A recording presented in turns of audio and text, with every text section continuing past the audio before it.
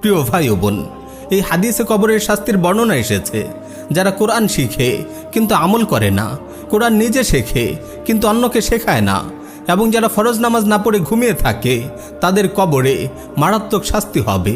তাদের মাথা ভারী পাথর দিয়ে গুঁড়িয়ে দেওয়া হবে।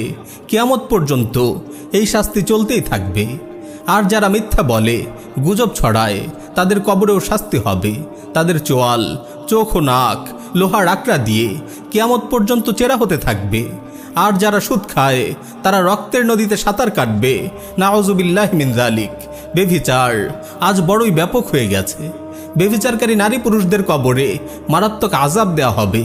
তারা উলঙ্গ অবস্থায় আগুনের চুলায় জ্বলবে আর পোড়ার যন্ত্রণা সইতে না পেরে চিৎকার করবে।